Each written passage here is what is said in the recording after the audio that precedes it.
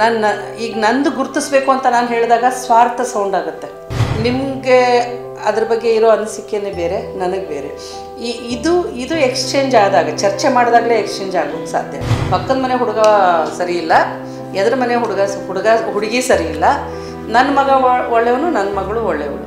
Sir ಹೆಂಗಸರು ಸರಿಯಲ್ಲ sir, ನೀವು ಅಕಸ್ಮಾತ್ ಏನಾದರೂ ಮುಟ್ಟಿದ್ರೆ ನೀವೇನು ಮುಟ್ಟಿದ್ದೀರಿ ಅಂತ ಹೇಳಿ ನಿಮ್ಮನ್ನು ಹೊಡಿಸ್ತಾರೆ ಸರ್.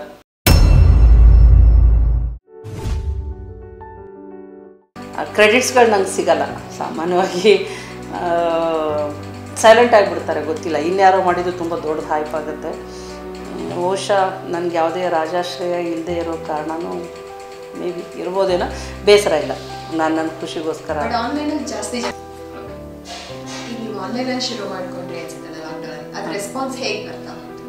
ಚೆನ್ನಾಗಿತ್ತು ಎಲ್ಲ ಕಡೆಯಿಂದಲೂ.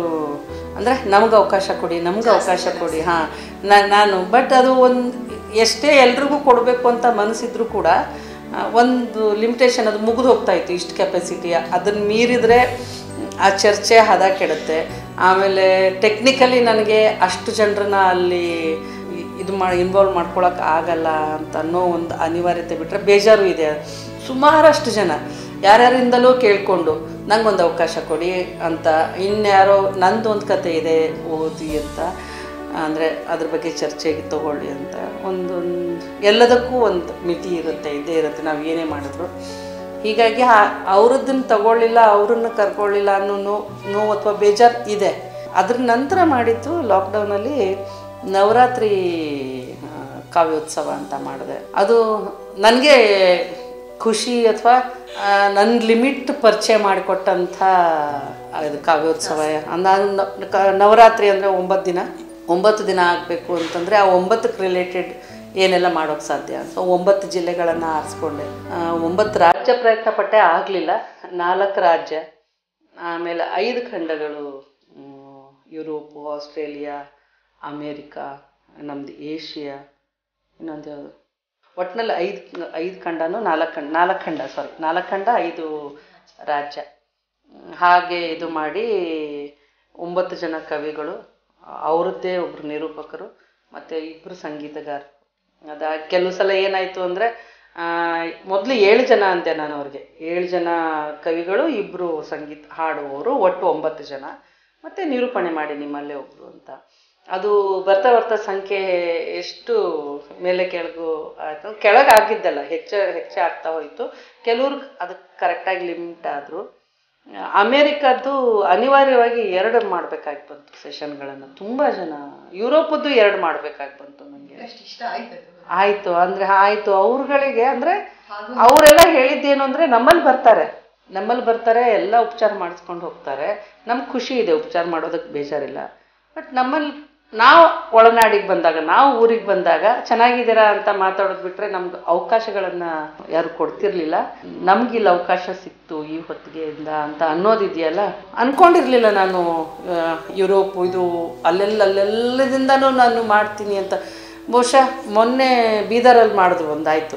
ಅದಕ್ಕೆ ಮೊದಲು ಮಾಡಿದ್ದು ನಾನೇ ಆ ಥರದ್ದು ಅಂತ ಕನ್ನಡದಲ್ಲಿ. ಅಂದರೆ ಒಂದಿಷ್ಟು ಮೊದಲುಗಳಾಗಿವೆ, ಅದನ್ನು ಯಾರೂ ಆ ಕ್ರೆಡಿಟ್ ಕೊಡೋದಿಲ್ಲ.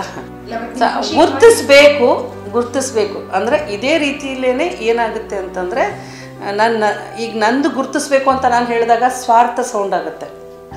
ಆದರೆ ಹೆಣ್ಮಕ್ಳು ಕೆಲಸಗಳೆಲ್ಲ ಇಗ್ನೋರ್ ಆಗ್ತಾ ಇರೋದೇ ಹೀಗೆ. ಎಸ್, ಹಾಂ, ಅದು ಹೆಣ್ಣೆಂಗ್ಸು ಯಾರ್ದು ಸಪೋರ್ಟ್ ಇಲ್ಲದೆ ಮಾಡೋಕ್ಕೆ ಹೆಂಗೆ ಸಾಧ್ಯ? ಅಂದರೆ ನಮ್ಮಲ್ಲೂ ಕೆಪಾಸಿಟಿ ಇದೆ, ಮಾಡ್ಕೊಳ್ತಾರೆ. ಮಾಡೋಕ್ಕೆ ಏನು ಕೆಲಸ ಇಲ್ಲ ಅವಳಿಗೆ, ಮಾಡ್ತಾಳೆ. ಆದರೆ ಅದೇ ಒಂದು ಗಂಡಸು ಮಾಡಿದರೆ ಅದಕ್ಕೆ ಎಷ್ಟು ದೊಡ್ಡ ಹೈಪ್ ಸಿಗುತ್ತೆ. ಅಂದರೆ ಎಲ್ಲರೂ ಮಾಡಿದರೂ ಸಿಗಲ್ಲ, ಅದು ಗೊತ್ತಿದೆ ನನಗೆ. ಒಂದು ಬ್ಯಾಕ್ ಬೋನ್ ಥರ ತುಂಬ ಸಮರ್ಥರಿರೋ ಕೆಲಸ ಮಾಡಬೇಕು. ಆದರೆ ಆ ಖುಷಿ ಇದೆ. ಕನ್ನಡ ಸಾಹಿತ್ಯ ಪರಿಷತ್ತಿನ ಘಟಕ, ಮುಂಬೈ ಘಟಕ ಏನಿದೆ, ಅಲ್ಲಿ ಡಾಕ್ಟರ್ GD ಜೋಶಿ ನಮಗೆ ಮನೆ ಸಾಹಿತ್ಯ ಅಂತ ಮಾಡ್ತಾಯಿದ್ರು. 2 ತಿಂಗಳಿಗೆ ಒಂದು ಮನೇಲೆಲ್ಲ ಸೇರ್ತಾ ಇದ್ವಿ. ನಮ್ಮದನ್ನು ನಾವು ವ್ಯತ್ಯಾಸ ಇದೆ. ಜೋಶಿ ಸರು ವಿಮರ್ಶೆ ಮಾಡಿರೋರು, ನಮ್ಮನ್ನ ಅನಲೈಸ್ ಮಾಡಿರೋರು. ಇವ್ರು ಹೀಗೆ ಹೇಳಿದರು, ಇವ್ರದ್ದು ಈ ಕಥೆಯಲ್ಲಿ ಹೀಗಿದೆ, ಇವ್ರ ನಾಟಕದಲ್ಲಿ ಹೀಗಿದೆ ಅಂತೆಲ್ಲ. ಕಾನ್ಸೆಪ್ಟ್ ನಾನು ತೊಗೊಂಡಿದ್ದು ಅಲ್ಲಿಂದಾನೆ, ಮನೆಯಲ್ಲಿ ಅಂತ. ಇಲ್ಲಿ ಮನೆ ಅಲ್ಲಿಯಕ್ಕೆ ಅಷ್ಟು ಜನ ಬರೋಕ್ಕಾಗಲ್ಲ. ಆಮೇಲೆ ಬೆಂಗಳೂರಿದು ಬಾಂಬೆಲಾದ್ರೆ ಏನಾಗುತ್ತೆ, ಕನ್ನಡಿಗರು ಒಂದಿಷ್ಟು ಜನ ಇದ್ದೀವಿ, ಹೋಗೋದು ಖುಷಿ, ಇಲ್ಲೆಲ್ಲರೂ ಕನೆಕ್ಟ್ ಆಗ್ತೀವಿ ನಾವು ತುಂಬ ಬೇಗ, ಮತ್ತು ಆ ಒಂದು ಅಟ್ಯಾಚ್ಮೆಂಟ್ ಜಾಸ್ತಿ ಇರುತ್ತೆ. ಇಲ್ಲಿ ಇದು ಪಬ್ಲಿಕ್ಕಾಗೇ ಮಾಡಬೇಕು ಅಂತ ಇರೋದ್ರಿಂದ ನಾನು ಇದನ್ನು ಓದುಗರ ವೇದಿಕೆಯಾಗಿ, ಮತ್ತು ಇಲ್ಲಿ ಯಾರೂ ನಮ್ಗೆ ವಿಮರ್ಶಕರಿಲ್ಲ, ಒಂದು ಆದಾನ ಪ್ರದಾನ ಹೇಳ್ತೀವಲ್ಲ, ಒಂದು ಕೃತಿ ನೋಡಿದಾಗ ನಿಮಗೆ ಅದ್ರ ಬಗ್ಗೆ ಇರೋ ಅನಿಸಿಕೆನೇ ಬೇರೆ, ನನಗೆ ಬೇರೆ. ಇದು ಎಕ್ಸ್ಚೇಂಜ್ ಆದಾಗ, ಚರ್ಚೆ ಮಾಡಿದಾಗಲೇ ಎಕ್ಸ್ಚೇಂಜ್ ಆಗೋಕ್ಕೆ ಸಾಧ್ಯ. ನಮ್ಮ ಒಂದು ತಿಳುವಳಿಕೆಯ ವಿಸ್ತಾರ ಹೆಚ್ಚಾಗುತ್ತೆ. ಆ ಒಂದು ಇದರಲ್ಲಿ ನಾನು ಈ ಹೊತ್ತಿಗೆ ಶುರು ಮಾಡ್ಕೊಂಡಿದ್ದು ನನಗೆ ಬೇಕು ಅನ್ನೋ ಕಾರಣಕ್ಕೆ. ಜನದನಿ ಅದನ್ನು ಕೂಡ ನೀವು ಶುರು ಮಾಡ್ತೀರಾ, ಮಹಿಳೆಯರ ಬಗ್ಗೆ ಮಾಡಿ. ಆ ಪ್ರೇರಣೆ ಎಲ್ಲಿಂದ ಸಿಕ್ತು, ಹೇಗೆ ನಡೀತಾ ಇದೆ ರೆಸ್ಪಾನ್ಸ್? ನಾವು ಮಾಡಬೇಕಾಗಿದ್ದು ಇದನ್ನ ತಡೆಯೋ ನಿಟ್ಟಿನಲ್ಲಿ, ಆಗದೆ ಇರೋ ಹಾಗೆ ನಾವು ಏನು ಮಾಡಬೇಕು. ಸೊ ಆಗುತ್ತೆ, ಆದಮೇಲೆ ಅದೆಲ್ಲ ಆಗುತ್ತೆ. ಆಗದೆ ಇರೋ ಹಾಗೆ ಏನು ಮಾಡಬೇಕು, ಅದ್ರ ಕಡೆ ನಾವು ಕೆಲಸ ಮಾಡಬೇಕು ಅಂತ ಅಂದ್ಕೊಂಡು ಒಂದಿಷ್ಟು ರಿಸರ್ಚ್ ಶುರು ಆಯಿತು. ಒಂದಿಷ್ಟು ಜನರನ್ನು ಅಗೇನ್ ಮತ್ತೆ ನಂಗೆ ಫೇಸ್ಬುಕ್ಕೆ ಅನುಕೂಲ ಆಗಿದ್ದು, ಅಲ್ಲಿ ಕೇಳಿದೆ, ಬನ್ನಿ ಒಂದಿಷ್ಟು ಎಲ್ಲ ಸೇರಿ ಏನಾರು ಮಾಡುವ ಅಂತ. ಬಂದರು. ಬಂದಮೇಲೆ ಡಿಸ್ಕಷನ್ ಆಯಿತು. ಒಂದು ಡಿಸ್ಕಷನಿಂದ ಎರಡನೇ ಡಿಸ್ಕಷನ್ಗೆ ಒಂದಿಷ್ಟು ಜನ ಹಿಂದೆ ಸರಿದ್ರು. ಆಮೇಲೆ ಅದು ಆಗುತ್ತೆ, ಅಂದರೆ ಏನೋ ಇದೆ ಅಂತ ಹಿಂದೆ ಹೋಗ್ತಾರೆ. ಆದರೆ ಸುಮಾರು ಜನ ಜೊತೆಗೆ ನಿಂತ್ಕೊಂಡ್ರಾಗ ಅವ್ರಿಗೆ ನಾನು ಅದೇ ಹೇಳಿದೆ, ಯಾಕಾಗತ್ತೆ, ಹೇಗೆ ತಡಿಬೋದು, ಆಗೋದಕ್ಕೆ ಏನೆಲ್ಲ ಕಾರಣಗಳು, ತಡೆಯೋದಕ್ಕೆ ಏನೆಲ್ಲ ಉಪಾಯಗಳು, ಮತ್ತು ನಮ್ಮ ಕಾನೂನು ಏನು ಹೇಳುತ್ತೆ, ವೈದ್ಯರು ಏನು ಮಾಡ್ತಾರೆ, ಪೊಲೀಸರು ಏನು ಮಾಡ್ತಾರೆ, ಅಲ್ಲಿರುವ ಅನುಕೂಲಗಳೇನು ಅನಾನುಕೂಲಗಳೇನು, ಅದಷ್ಟು ನಾವು ಹೇಳ್ತಾ ಹೋಗೋಣ, ಅಷ್ಟನ್ನು ಹೇಳ್ತಾ ಹೋಗೋಣ. ಜನರಲ್ಲಿ ಒಂದು ಅವೇರ್ನೆಸ್ ಕ್ರಿಯೇಟ್ ಮಾಡೋಣ. ಹೇಗೆ ಸ್ಟಾಪ್ ಮಾಡಬೇಕು ಅಂತ ಅನ್ನೋದು ಮನೆಯಿಂದ ಶುರು ಆಗಬೇಕು. ಎಲ್ರಿಗೂ ನನ್ನ ಮಗ ಒಳ್ಳೆಯವನು, ಪಕ್ಕದ ಮನೆ ಹುಡುಗ ಸರಿ ಇಲ್ಲ, ಎದುರು ಮನೆ ಹುಡುಗಿ ಸರಿ ಇಲ್ಲ, ನನ್ನ ಮಗ ಒಳ್ಳೆಯವನು, ನನ್ನ ಮಗಳು ಒಳ್ಳೆಯವಳು. ಸೊ ಆ ಒಳ್ಳೆಯವಳು ಆಗಬೇಕು, ಒಳ್ಳೆಯವನು ಆಗಬೇಕು ಅಂದರೆ ನಮ್ಮ ಬಿಹೇವಿಯರಲ್ಲಿ ಏನೆಲ್ಲ ಬದಲಾವಣೆ ಆಗಬೇಕು, ಸುತ್ತಲಿನವ್ರ ಬಗ್ಗೆ ಹೇಗೆ ಚೇಂಜ್ ಆಗಬೇಕು, ಈ ಥರದ್ದು ಹೇಳ್ತಾ ಹೋಗೋಣ ಅಂತ ಹೇಳಿ ಶುರು ಮಾಡಿಕೊಂಡು, ಸುಮ್ಮನೆ ಹೇಳೋದಲ್ಲ, ನನ್ನ ಮನಸ್ಸಿಗೆ ನನಗೇನೋ ಬಂತು ನಾನು ಹೇಳೋದು, ನಿಮಗೆ ಮನಸ್ಸಿಗೆ ಬಂತು ಅಲ್ಲ. ಒಂದಿಷ್ಟು ರಿಸರ್ಚ್ಗಳು ಮತ್ತು ವರ್ಕ್ಶಾಪ್ ಮಾಡಿದ್ವಿ. ಯಾರೆಲ್ಲ ಜನದ ನಿಲ್ಸರಿ ಮಾಡೋಣ ಅಂತ ಮುಂದೆ ಬಂದರೋ ನಮ್ಮೆಲ್ರಿಗಾಗಿ ವರ್ಕ್ಶಾಪ್ಗಳನ್ನು ಮಾಡಿ ಅಲ್ಲಿ ಡಾಕ್ಟರ್ಸ್ನ ಕರೆಸಿದ್ವಿ, ಪೊಲೀಸ್ ಆಫೀಸರ್ನ ಕರೆಸಿದ್ವಿ, ಸೈಕಾಲಜಿಸ್ಟ್ ಬಂದರು, ಆಮೇಲೆ ಲಾಯರ್ಸ್ ಬಂದರು. ಅವರೆಲ್ಲ ಬಂದು ನಮ್ಗೆ ಇದರೆಲ್ಲ ಮಾಹಿತಿ, ಅವ್ರವ್ರ ಕ್ಷೇತ್ರದ ಮಾಹಿತಿ ಕೊಟ್ಟರು. ಈ ವಿಷಯವಾಗಿ ಲೈಂಗಿಕ ಕಿರುಕುಳ ಮತ್ತು ಅತ್ಯಾಚಾರದ ವಿಷಯವಾಗಿ ಅವ್ರ ಮಾಹಿತಿ ಕೊಟ್ಟರು. ಮತ್ತು ನಾವು ಹೊರಗಡೆಯಿಂದ ರಿಸರ್ಚ್ ಮಾಡಿಕೊಂಡು ಎಲ್ಲೆಲ್ಲಿ ಹೇಗಾಗಿದೆ, ಏನು ಮಾಡಿದರೆ ಸರಿ ಹೋಗುತ್ತೆ, ಆ ಥರದ್ದು ಒಂದಿಷ್ಟೆಲ್ಲ ಡಿಸ್ಕಷನ್ ಆಗಿ ಜನದನಿಯಿಂದ ಕೆಲಸ ಶುರು ಮಾಡಿ. ಯಾವ್ಯಾವ ಊರಿನ ಜನಗಳೆಲ್ಲ ಇದರಲ್ಲಿ ಇನ್ವಾಲ್ವ್ ಆದ್ರು, ಅಥವಾ ನಿಮ್ಮ ಜನದನಿ ನೀವೇ ಹೊರಗಡೆ ಹೋಗಿ ಕೆಲಸ ಮಾಡ್ತೀರಾ ಅಥವಾ ಎಲ್ಲ ಊರಿನವರು ಸೇರಿ ಕೆಲಸ ಮಾಡ್ತೀರಾ? ಆಫರ್ ಏನೋ ಕೊಡ್ತೀವಿ, ಬನ್ನಿ ನಮ್ಮ ಜೊತೆ ಸೇರಿ ಅಂತ. ಎಲ್ರಿಗೂ ಸಾಮಾನ್ಯವಾಗಿ ಏನು ಅನಿಸ್ಬಿಡುತ್ತೆ ಅಂತಂದರೆ, ಜನದನಿ ಈ ಥರದ್ದೊಂದು ಅಂದ ತಕ್ಷಣ ಹೆಣ್ಮಕ್ಳಿಗೆ ಬುದ್ಧಿ ಹೇಳೋದು. ತುಂಬ NGO, ನಾವು ಯಾವುದಾದ್ರೂ ಶಾಲೆಗಳಿಗೆ ಹೋಗ್ತೀವಿ, ಶಾಲೆ, ಕಾಲೇಜು, ಆಫೀಸು, ನಿಮ್ಮ ಅಪಾರ್ಟ್ಮೆಂಟ್ ಇದೆಯಾ, ನಿಮ್ಮ ಅಪಾರ್ಟ್ಮೆಂಟಿಗೆ ಬರ್ತೀವಿ, ಇಲ್ಲ ಇಲ್ಲೆಲ್ಲೋ ನಮ್ಮದೊಂದು ಸಂಘ ಕಟ್ಕೊಂಡಿದ್ದೀವಿ. ಸೊ ಕನಿಷ್ಠ ಒಂದು 25 ಜನ ಇದ್ದರೂ ಸಾಕು, ನಾವಾಗೆ ಹೋಗ್ತೀವಲ್ಲಿ.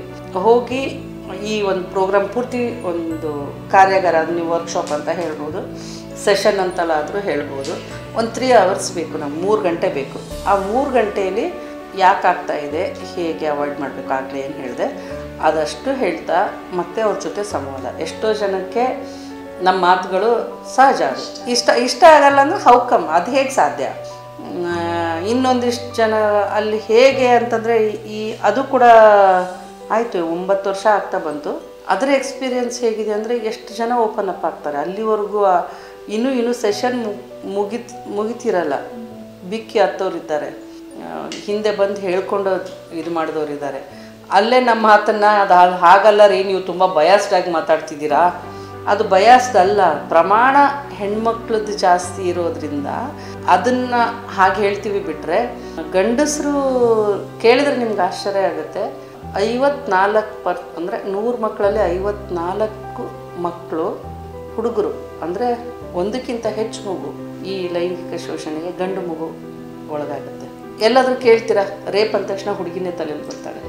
ಸೊ ಇದನ್ನೆಲ್ಲ ಹೇಳ್ತಾ ಹೋಗಿ, ಅದ್ರ ಜೊತೆಗೆ ಅವರಿಗೆ ಬೇಕಾದಂಥ ಸಮಾಧಾನ, ಅವ್ರಿಗೆ ಬೇಕಾದಂಥ ಒಂದು ಸಪೋರ್ಟು ಹುಡ್ಕೊಂಡು ಹೋಗಲ್ಲ ಸಪೋರ್ಟು ಇದು ಅಂತ. ಆದರೆ ಬಂದವ್ರಿಗೆ ಅಷ್ಟು ಜನರಿಗೂ ಯಾರೆಲ್ಲ ಏನೆಲ್ಲ ಕೇಳಿದ್ದಾರೆ ಆ ಥರದ ಸಮಾಧಾನಗಳನ್ನು ಇದು ಮಾಡ್ತಾರೆ ಸಂಸ್ಥೆಯಿಂದ. ನಿಮ್ಗೆ ಇದರಲ್ಲಿ ಸ್ಯಾಟಿಸ್ಫ್ಯಾಕ್ಷನ್ ಅಥವಾ ನಾನು ಮಾಡಿದ್ದು ಒಳ್ಳೇದಾಯಿತು ಅನ್ಸಿದ ಘಟನೆಗಳು ಅಥವಾ ಅಲ್ಲಿಂದ ಉಪಯೋಗ ಪಡೆದವ್ರ ಮೂಲಕ ಏನಾದರೂ ನಿಮ್ಗೆ ಸುಮಾರು ಅಷ್ಟಿದೆ ಆ ಥರ. ಅದೇ ಹೇಳಿದ್ನಲ್ಲ, ಈಗ ನಾನು ನಿಮ್ಗೆ ಹೇಳ್ತಾ ಇದ್ನಲ್ಲ, ಎಷ್ಟೋ ಜನಕ್ಕೆ ಹೌದಲ್ವಾ ನಮ್ಗೆ ಗೊತ್ತೇ ಇರಲಿಲ್ಲ, ಹೌದಲ್ವಾ. ಆಮೇಲೆ ನಾನು ಆಗಲೇ ಹೇಳ್ತಾ ಇದ್ದೆ, ಈ ಥರದ್ದೊಂದು ನಾವು ಯಾರಿಗಾರು ಕೇಳಿದ್ವಿ ಅಂತ, ಈ ಥರದ್ದಿದೆ ನಿಮ್ಮಲ್ಲಿ ಕರೆಸ್ತಿದ್ರೆ ಕರೆಸಿ ನಾವು ಬರ್ತೀವಿ ಅಂತಂದಾಗ ಅವ್ರಿಗೇನು ಡಿಫೆನ್ಸ್ ಸುಮಾರಷ್ಟು ಹೆಣ್ಮಕ್ಳಿಗೆ ಕರಾಟೆ ಹೇಳ್ಕೊಡ್ತಾರೆ, ಹೇಗೆ ಬಚಾವ್ ಆಗೋದನ್ನು ಹೇಳ್ಕೊಡ್ತಾರೆ. ಇಷ್ಟೇ ನಮ್ಮಲ್ಲಿ ಅವ್ರು ಬಂದಿದ್ದಿರ್ರಿ, ಅವ್ರು ಮಾಡಿಕೊಟ್ಟು ಹೋಗಿದ್ದಾರೆ. ಆ ಥರದ್ದು ನಮ್ಮ ಥರದಿಲ್ಲ, ಒಳ್ಳೆಯವರೇ ಇರ್ತಾರೆ. ಸೊ ಅವ್ರಿಗೆ ಹೇಳಬೇಕಾಗತ್ತೆ, ಏನು ಅವ್ರು ಅಷ್ಟು ಕಲಿಸ್ಕೊಟ್ಟಿದ್ದಾರೆ, ಇದು ಹಾಗಲ್ಲ ಅಂತ ಹೇಳಿ. ಕೆಲವು ಜನ ಕನ್ವಿನ್ಸ್ ಆಗಲ್ಲ. ನೀವು ಹೇಳೋ ಹಾಗೆ ಒಂದಿಷ್ಟು ಎಕ್ಸ್ಪೀರಿಯನ್ಸ್ಗಳನ್ನ ನಿಮಗೆ ಟೈಮ್ ಇದೆ ನಾನು ಹೇಳ್ಬೋದು ಅನ್ನೋದಾದರೆ, ಮಲ್ಲಥಳ್ಳಿಲಿ ಒಂದು ಸರ್ಕಾರಿ ಶಾಲೆಗೆ ಹೋಗ್ತೀವಿ. ಅಂದರೆ ಸಮಾಜ ನಮ್ಮನ್ನು ಹೇಗೆ ತಯಾರು ಮಾಡುತ್ತೆ ಅಂತ. ಹೈಸ್ಕೂಲ್ ಹುಡುಗ ನಮ್ಮ ಜೊತೆ, ಅಂದರೆ ಇಲ್ಲಿ ನಮ್ಮ ಜನದನಿಲ್ ಗಂಡಸರು ಇದ್ದಾರೆ, ಹೆಂಗಸರು ಇದ್ದಾರೆ. ನಮ್ಮ ಜೊತೆ ಬಂದಂಥ ಆತ್ರಾಡಿ ಸುರೇಶ್ ಹೆಗಡೆ ಅಂತ ಅವರು ಬಂದಿದ್ದರು ಆ ಸೆಷನ್ಗೆ. ಏನು ಮಾಡ್ತೀವಿ, ಕಾನೂನು ಒಬ್ಬರು ಹೇಳ್ತಾರೆ, ವೈದ್ಯಕೀಯದ್ದು ಅಂತ ಹೇಳ್ತಾರೆ, ಮತ್ತು ಏನು ಪೊಲೀಸರದ್ದು ಒಬ್ಬರು ಹೇಳ್ತಾರೆ. ಸೆಷನ್ಗಳನ್ನು ಇದು ಮಾಡಿಕೊಂಡು ಒಂದು ಚೇಂಜ್ ಇರುತ್ತೆ, ಮಕ್ಕಳಿಗೆ ಇದಾಗುತ್ತೆ ಅಂತ. ಆಮೇಲೆ ನಾವು ಹೇಳೋದು ಕೂಡ ಬದಲಾಗಿರುತ್ತೆ. ಈಗ ಮಕ್ಕಳಿಗೆ ಅವ್ರ ಮಟ್ಟಕ್ಕೆ ಹೇಳಬೇಕು, ಅವ್ರಿಗೆ ಗೊತ್ತಿಲ್ಲದೆ ಇರೋದನ್ನು ಅವ್ರ ತಲೆಯಲ್ಲಿ ತುಂಬೋ ಇದಲ್ಲ. ಸೊ ಮಕ್ಕಳು ಹೈಸ್ಕೂಲ್ ಮಕ್ಕಳವರೆಗೂ ನಾವೇನು ಹೈಸ್ಕೂಲ್ ಮಕ್ಕಳಿಗೆ ಹೇಳೋದು, ಅವ್ರಿಗೇನು ಮಾಡ್ತೀವಿ ಅಂದರೆ ಫ್ರೆಂಡ್ಶಿಪ್ ಮೂಲಕ ಅವ್ರಿಗೆ ಇದ್ರ ಬಗ್ಗೆ ಒಂದು ಅವೇರ್ನೆಸ್ ಕ್ರಿಯೇಟ್ ಮಾಡೋದು ನೋಡ್ತೀವಿ. ಸೊ ನಂತರ ಸ್ಟೆಪ್ ವೈಸ್ ಹೇಗೆ ಹಳ್ಳಿಯವ್ರಿಗೆ ಅವ್ರದ್ದೇ ರೀತಿಯಲ್ಲಿ ಹೇಳಬೇಕು. ಇನ್ಯಾವುದು ಕಾರ್ಪೊರೇಟ್ ಲೆವೆಲಲ್ಲಾದರೆ ಅವ್ರ ತಿಳುವಳಿಕೆ ನೋಡಿಕೊಂಡು ಹೇಳ್ತಾ ಇರ್ತೀವಿ. ಇಲ್ಲಿ ಆ ಹುಡುಗ ಏನು ಮಾಡ್ದ ಅಂದರೆ, ಎಲ್ಲ ಸೆಷನ್ ಎಲ್ಲ ಮುಗೀತು, ಮುಗಿದ್ಮೇಲೆ ನಿಂತಿದ್ವಿ ಗುಂಪಲ್ಲಿ ಹೋಗ್ತಾ ಇರುವಾಗ, ಸಾರ್ ದೂರ ನಿಂತ್ಕೊಳ್ಳಿ ಸಾರ್ ಅಂತ. ಅವ್ನು ನೋಡೋದಕ್ಕೆ ಆ ಹುಡುಗ ದೊಡ್ಡ ಹೈಟ್ ಇದೆ, ಅದು ಓದ್ತಿರೋದು 9th 8th ಏನೋ ಇದ್ದ ಅವನು. ಯಾಕಪ್ಪ ಅಂತ ಅವ್ರು ಕೇಳಿದ್ರು. ಸರ್ ಹೆಂಗಸರು ಸರಿಯಲ್ಲ ಸರ್, ನೀವು ಅಕಸ್ಮಾತ್ ಏನಾದರೂ ಮುಟ್ಟಿದ್ರೆ ನೀವೇ ಮುಟ್ಟಿದ್ದೀರಿ ಅಂತ ಹೇಳಿ ನಿಮ್ಮನ್ನು ಹೊಡಿಸ್ತಾರೆ ಸರ್, ದೂರ ಇರಿ ಸರ್. ಎಲ್ಲರೂ ಒಂದು ಕ್ಷಣ ಹಿಂಗೆ ನೋಡಿದ್ವಿ, ಏನು ಹೀಗೆ ಹೇಳ್ತಿದ್ದಾನೆ ಅಂತ. ಅವನ ವಾತಾವರಣ ಇರೋ ಅನುಭವ ಇದೆಯಲ್ಲ, ಏನು ತಪ್ಪು ಮಾಡಿದ್ರು ಗಂಡಸರ ತಲೆ ಮೇಲೆ ಬರುತ್ತೆ ಅನ್ನೋ ಒಂದು ಅನುಭವ ಇದೆಯಲ್ಲ. ಹಾಗಿಲ್ವೋ, ಏನು ನಿಮ್ಗೆ ಗೊತ್ತಾಗಲ್ಲ ಸರ್, ಅವ್ರು ಹೇಳ್ತಾ ಇದ್ದಾರೆ ಇವರೆಲ್ಲ ಹಾಗಿಲ್ವೋ, ನಿಮ್ಗೆ ಗೊತ್ತಿಲ್ಲ ಸರ್, ಸುಮ್ಮನಿರಿ ಸರ್ ನೀವು, ಅವ್ರು ಮಾಡ್ತಾರೆ ನಮ್ಮ ಮೇಲೆ, ಸುಮ್ಮನೆ ತಗಲಿದ್ರು ನಮ್ಮ ಮೇಲೆ ಸರ್, ನಮ್ಗೆ ಹೊಡಿಸ್ತಾರೆ ಸರ್, ದೂರ ಇರಿ ಸರ್ ಅಂತ. ಒಂದು ಇದು ಈ ಥರದ್ದು. ಇನ್ನೊಂದು ಕಡೆ ಹೋದಾಗ ಹುಡುಗಿರು ನೋಡಿದ್ರೆ ಏನು ಅನಿಸುತ್ತೋ ಅಂತ ಕೇಳಿದ್ರೆ, ಆ ಹುಡುಗ ಮುಟ್ಟಬೇಕು ಅನಿಸುತ್ತೆ, ನಂಗೆ ಕಿಸ್ ಮಾಡಬೇಕು ಅನಿಸುತ್ತೆ. ಹೈಸ್ಕೂಲ್ ಮಕ್ಕಳು ಇವರೆಲ್ಲ. ಮತ್ತು ಹೀಗೆ ಹೇಳೋದು ಅಂದರೆ ನಾವು ಅದನ್ನು ಆ ಹುಡುಗನ ಬೈತಾ ಇಲ್ಲ, ನಾನು ಓಪನ್ ಅಪ್ ಆದ ಅಂತ ಗೊತ್ತಾಗುತ್ತೆ. ಇಲ್ಲದೆ ಹೋದರೆ ನಮ್ಮ ಹತ್ರ ಹೇಳದೇ ಇದ್ದರೆ ಗೊತ್ತಾಗೋದು ಹೇಗೆ. ಆ್ಯಂಡ್ ಅವನಿರೋ ವಾತಾವರಣ ಅಂದರೆ ಈ ಕೂಲಿ ಕೆಲಸಕ್ಕೆಲ್ಲ ಹೋಗ್ತಾರಲ್ಲ, ಅವ್ರ ಮಕ್ಕಳನ್ನು ಓದಿಸುವಂಥ ಒಂದು ಸಂಸ್ಥೆ ಇದೆ. ಅಲ್ಲಿ ನಾವು ಹೋದಾಗ ಆ ಮಕ್ಕಳು ಆರಾಮಾಗಿ ಡಿಸ್ಕಸ್ ಮಾಡ್ತಾರೆ, ಹೇಳ್ತಾರೆ, ಓಪನ್ ಆಗಿ ಹೇಳ್ತಾರೆ. ಆಮೇಲೆ ಸಾಮಾನ್ಯವಾಗಿ ಇನ್ನೂ ಒಂದು ಕೇಳಿದ್ರೆ ನಿಮ್ಗೆ ಆಶ್ಚರ್ಯ ಅನಿಸುತ್ತೆ, ಹೀರೋ ಇಷ್ಟನಾ ವಿಲ್ಲನ್ ಇಷ್ಟನಾ ಅಂತ ಕೇಳಿದರೆ ಸಿನಿಮಾದಲ್ಲಿ ತುಂಬ ಜನ ಗಂಡು ಹುಡುಗರು ವಿಲ್ಲನ್ ಇಷ್ಟ ಅಂತ ಹೇಳ್ತಾರೆ. ಆಶ್ಚರ್ಯ ಆಗೋಯ್ತು ನಂಗೆ ಫಸ್ಟ್ ಟೈಮ್ ನಾನು ಆ ಸೆಷನಲ್ಲಿ ಕೇಳಿದಾಗ, ಯಾಕೆ ವಿಲ್ಲನ್ ಇಷ್ಟ ಅಂತ. ವಿಲ್ಲನ್ಗೆ ಹಿಂದೆ ಜನ ಇರ್ತಾರೆ, ಒಂದು ಹವಾ ಇರುತ್ತೆ ಅವನಿಗೆ, ಅವ್ನು ಕೇಳಿದ್ದೆಲ್ಲ ಸಿಗ್ತಾ ಇರುತ್ತೆ, ಏನು ಬೇಕಾದ ಮಜಾ ಉಡಾಯಿಸ್ತಾನೆ. ಹೀರೋ ಒಂಟಿ, ಒದಿಬೇಕು, ಎಲ್ಲರೂ ಸೇರಿ ಒದಿತಾರೆ ಅವನನ್ನು. ಸ್ಟುಡಿಯೋ ಯೂಟ್ಯೂಬ್ ಚಾನಲ್ನ ನೋಡಿ ಹೊಸ ಆಕರ್ಷಣೀಯ ಹುಡುಕಿ ತೆಗೆಯುವಂಥ ಕೆಲಸ ಇದೆ ಅಲ್ವಾ, ನಮ್ಮ ವೀಕ್ಷಕರಿಗೆ ಬೇಕು.